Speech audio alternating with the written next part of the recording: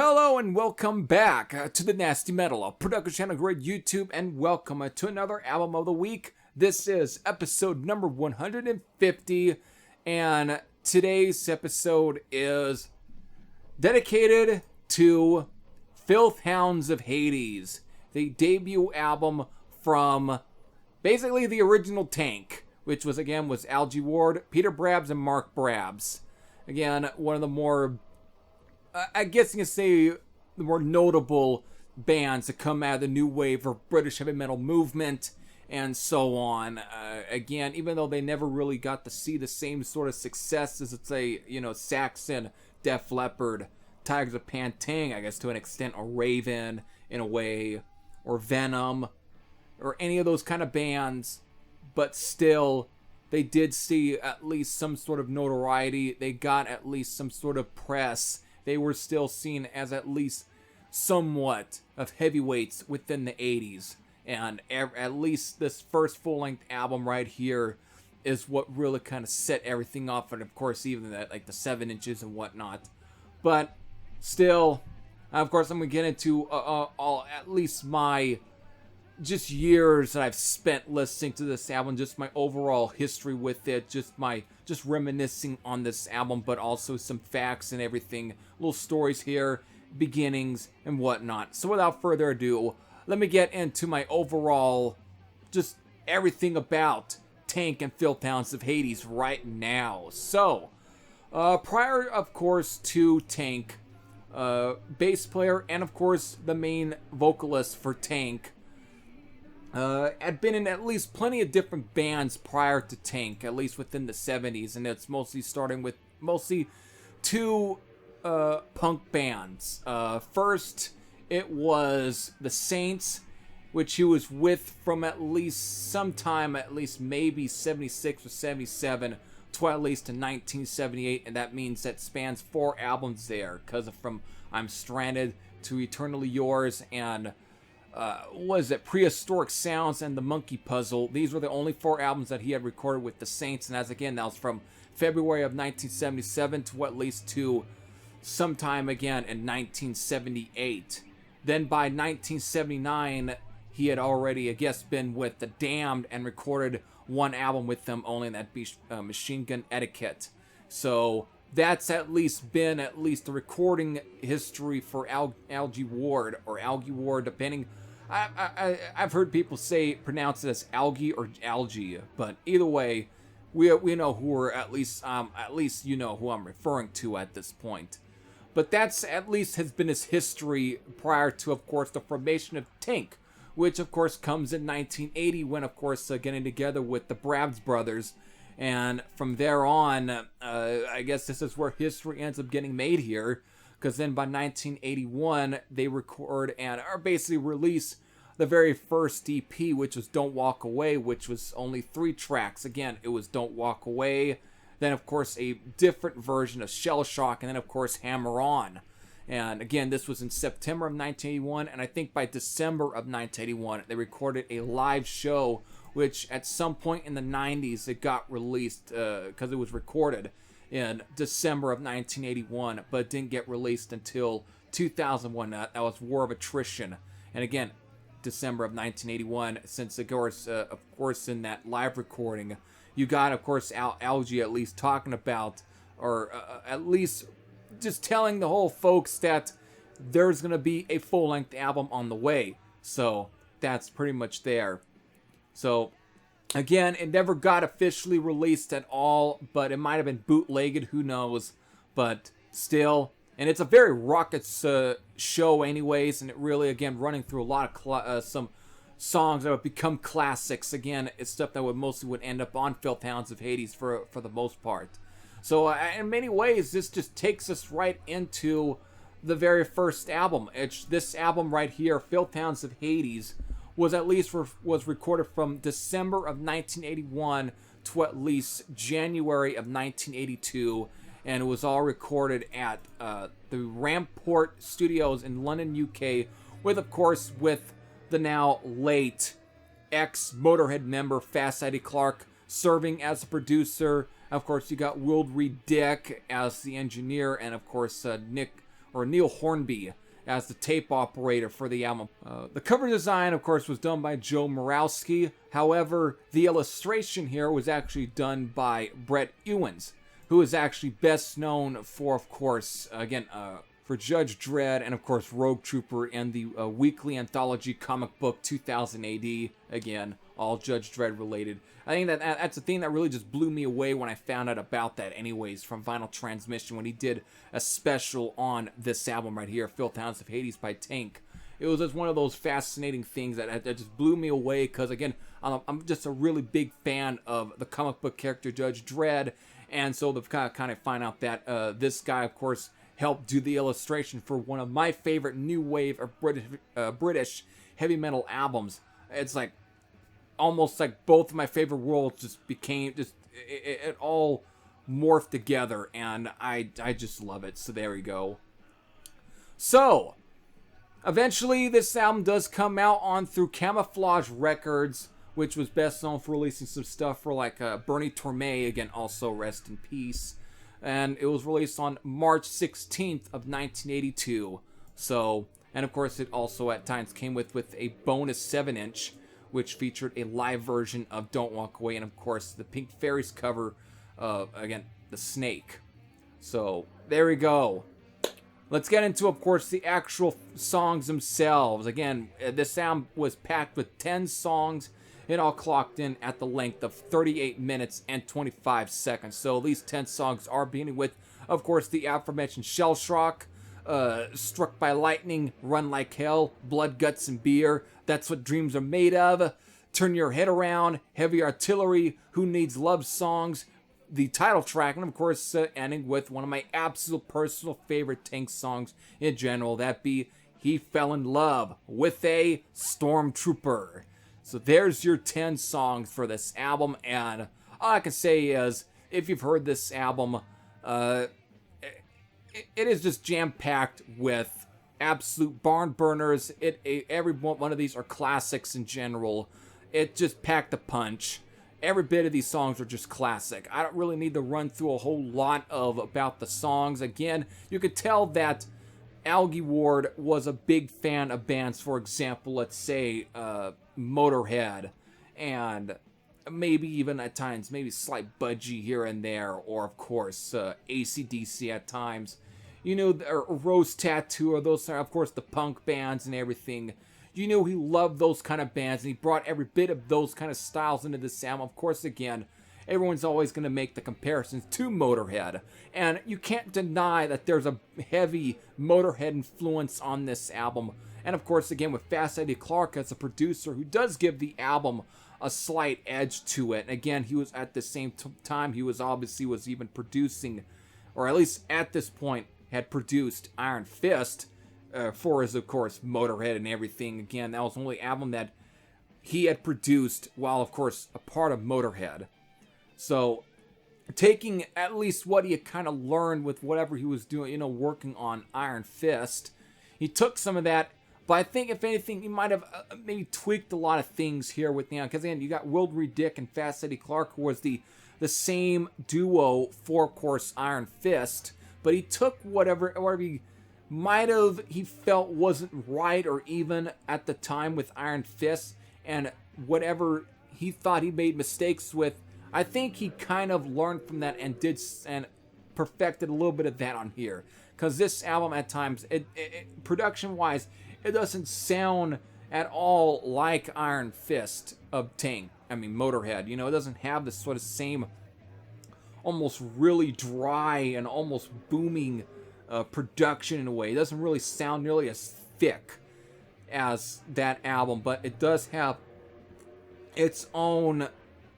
It just has its own authentic feel, and he allows every bit of the band to just be themselves, and every bit of the songs are just classics to begin with. Again, you got more fast rockers, you got plenty of more slow, almost bordering at times on semi-bluesy kind of hard rockers, but they all come across as, again, very much that new wave or British heavy metal aesthetic to it, where it has that almost very just bar room stage feel and everything. Like, you can just hear these songs or while you're probably, let's say, having your brand of fish and chips with maybe a freaking pint of beer, you're then able to just, let's say, in the background, listen to, of course, Tank, and it just sounds like that. It literally sounds like a pub with, of course, where everyone else is fucking drinking their pints of beers and eating their fucking plates of fish and chips.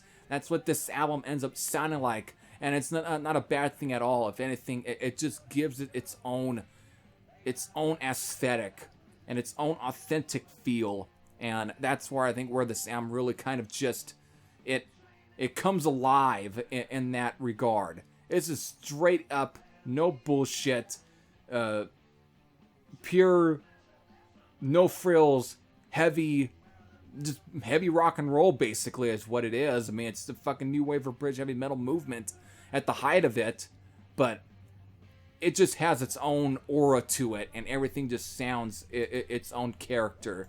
And again, from Algie Ward's gravelly vocals to, of course, to freaking Peter Brab's very just almost choppy, almost at times very, I don't know if you can say sloppy, but it just comes off, again, very just raw sort of guitar tone with the real, just, again, that has such an edge to it. You can tell that these guys were smoking some cigarettes, drinking, eating sort of their, again, whatever they were eating, and it just comes off as that. And you got even Mark Brabs, who just ends up being a fucking barn burner, and everyone else in this band, you can tell that this is all made for, again, the pubs, and everything just has that sound, and it just comes across at full force with this album. And of course, it's that way as well with the follow-up album, which at some point I'm going to get to this year, it's being Power of the Hunter. So you just get all of that, and it's just all balled up into one. So a lot of songs are catchy. Each song has its own hook, and there's just nothing really here that is completely unmistakable. They all have their own authentic charm to them, and each song separates itself at times from the next song. But you can still tell that they're hammering things down as much as they can, like almost there's no tomorrow. And that's one great thing. Again, Fast Eddie Clarke just captured a band at their youth on here, and everyone just sounds like they want to conquer the fucking world, and that's how it is. And I really do, and that's one of the best things about this album. And that's one thing that I really kind of latched on when I first really got into this album. That was back in 2009. And then, of course, a year later, I ended up, at least when it was still available, the box set, which was, again, the Dogs of War, the Filth Hounds of Hades, 1981 to at least 2002 set that was, again, at the time, it was still available in 2010. I still have that. It's probably one of my prized possessions because of it's worth a lot of money these days. But I've got most of that's how I was able to really listen to a lot of their albums and whatnot. But I just so got heavily into these guys in 2009 that became one of my absolute favorite bands out of the new wave for British heavy metal movement. Just everything about the sound's just classic. I don't need to go through song by song. You can just tell already, hopefully, that the feelings I've got for the sound. It's just like this is one of my absolute favorite records to begin with. There's nothing bad on this album to begin with. Everybody, these songs I just fucking love. But again, He Fell in Love with the Stormtrooper was really one of the earliest Tank songs that I heavily got into, and it just became one of my absolute favorites. So every time it comes on, again, pretty much the end of the album, I just love it. It's to where it's like I just sit back and the goosebumps start hitting my arms and everything. Again, the hairs, they start standing up, and a smile ends up coming across my face. Just freaking classic stuff. That's all I can say. One of my absolute favorite albums in general. There's nothing here that I can really say anything bad about. To me, this is one of the more perfect new wave British heavy metal albums in general. Just a great heavy record. Rock and roll to the core. There's just nothing completely perfect about it, but that's what makes it perfect in my eyes. It's just the overall attitude, everything. It just comes across as genuine on this album, and that's what I love about it. There we go. Again, there were plenty of 7 inches for this album. Again, you got, again, besides the Don't Walk Away EP that came out in September of 1981, you, of course, had the He Fell in Love with the Stormtrooper 7-inch, which on the B-side was a live version of Blood, Guts, and Beer. And, of course, then there was, in 1982, got the Turn Your Head Around 7-inch, which featured Stepping on a Landmine as the B-side. Again, another song that did not make the album cut, but it was recorded for that. But there are just so many other great tracks on this one. Again, there are even some versions of some of these songs that end up on like compilation albums and whatnot, BBCs, whatever. That's all. Either way, I just love the sound from beginning to end, and I could talk all day about it, but I think, to me, I think it's just perfect for an episode like this, from just me to just get in front and reminisce and go through, at times, what I think is great about the album, and just going through all the songs and telling you what is the overall feels, what is the pacing and everything. Again, you don't need that. You've heard this sound plenty of times already, I believe so. And I don't want to come across where I'm repeating everyone else's said, about what these songs are like. To me, I know what they're like, and they meant a lot to me. And it was one of my absolute favorite albums to begin with. Each of these songs just scream nostalgic classics. That's all. They all have a meaning to me. Again, Shell Shock, Struck by Lightning, Run Like Hell, Blood, Guts, and Beer. That's what Dreams Are Made Of, which on the album got titled as, or it always had initials. It went by, again, TWDAMO, but that's what Dreams Are Made Of. Again, Turn Your Head Around, Heavy Artillery, Who Needs Love songs, and the title track, and of course, He Fell in Love with the Stormtrooper. Every bit of these songs, they've all meant something to me growing up. These are the songs that really that took me down a rabbit hole that, to this day, I still haven't yet gotten out of. So it's in terms of the new wave of British heavy metal movement, everything within between, and all that. It took me down that kind of rabbit hole, and I still haven't yet gotten out of that. So there we go. That's it. That's all I can really add for this episode. It really is just more of an episode where I can reminisce, talk about some facts, and just overall information, whatnot. This was the kind of episode that I just wanted to just show why I love this album, what it meant to me, and what this band in general had meant to me, and whatnot, and so, whatever. It's what it meant to me. And it just sucks to see what this band has turned into to this day, and it's not the same. It's far from the same. I know I didn't live that fucking era to begin with, but it's the albums that should count, and I just appreciate and loved everything about what they were before, and just to see what they've turned into these days, I just don't fucking care anymore, and it just doesn't seem the same. It doesn't feel the same, and it will never be the same. And whatever health issues there are with Algie Ward, it sucks. But again, that's what happens to almost every one of these band members these days, depending on because all the shit they ever did in the past, the lifestyle will take a toll, and eventually it's going to take a toll, and it's going to show that in their age whenever they reach, let's say, 60 or 50, or at times close to 70. That's going to end up showing up, and it's not going to be great. It's not great. It sucks. But again, you're only going to be... You can't be young forever. But that's about it. Alright, so again, if you've just the same as me, lived with Filth Hounds of Hades by Tank, again... You can, whether it be positive or negative, you can leave all those comments in the comments section below. But if you've never heard Filth Hounds of Hades to begin with, what am I going to say to you? It's on YouTube at this point. Of course, Hyrule Records are going to be reissuing this album again, so you're going to get plenty of opportunities to still listen to this album, and of course, obtain copies. So that's all I can say. It's always worth the listen to. If you're into the new wave of British heavy metal movement, if you never heard fucking Tank, again, then you're just starting out. Because this is definitely one of the more prime examples of the new wave of British heavy metal movement to begin with. So there we go. Hope all of you enjoyed. This is Heavy Thrash saying I'm out, and I'll see you all later. Take care, everyone.